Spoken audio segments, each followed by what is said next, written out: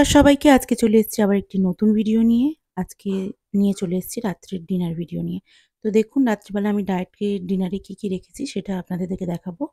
আপনারা যারা রাত্রিবেলা ডায়েট করেন, কি খান না খান অবশ্যই আমাকে কমেন্ট বক্সে জানাবেন এবং যাদের আমার ডায়েট ভিডিওটা দেখে উপকার লাগে এবং নিজেদের ডায়েটে ব্যবহার করতে চান অবশ্যই করতে পারেন। এটা কোনো ওষুধ নয়, কোনো ফুড নয়। এটা জাস্ট ঘরোয়া খাবার।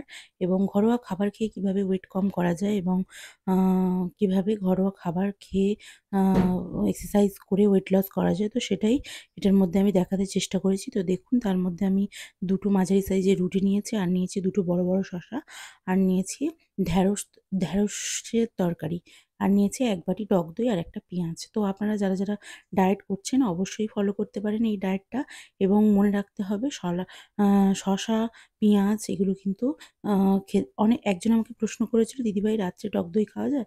না, রাত্রে টক দইটা খাওয়া যায় না। কিন্তু আমি টক দইটা খাই। কারণ আমার এই মুহূর্তে আমার ওয়েটটা অনেক বেশি এবং আমি একটা ওয়েট লস জার্নির মধ্যে দিয়ে যাচ্ছি। সেইজন্য আমি টক দইটা রাত্রিবেলা খেয়ে থাকি এবং তার মধ্যে অনেকটা সবজি নিতে হবে। সবজিটা যেকোনো সবজি হতে পারে, শুধু মাটির তলার জিনিস ছাড়া। তো এই যে আলুগুলো দেখছেন সবজিতে, এই আলুগুলো কিন্তু আমি খাইনি। আমি শুধুমাত্র ঢেঁড়সগুলো খেয়েছিলাম, আর শসা আছে, আর ২ টো রুটি আছে, আর পেঁয়াজ আছে। তো আপনারা চাইলে এর মধ্যে সব রকম সবজি মিক্সড করে নিতে পারেন। বটবটি, বিন কড়াই। তো আমি রুটিটাকে হাত দিয়ে দেখিয়ে দেওয়ার চেষ্টা করলাম। কারণ রুটিটা ছিল মাঝারি সাইজের, খুব বড় বা খুব বড় লেচি এরকম নয়।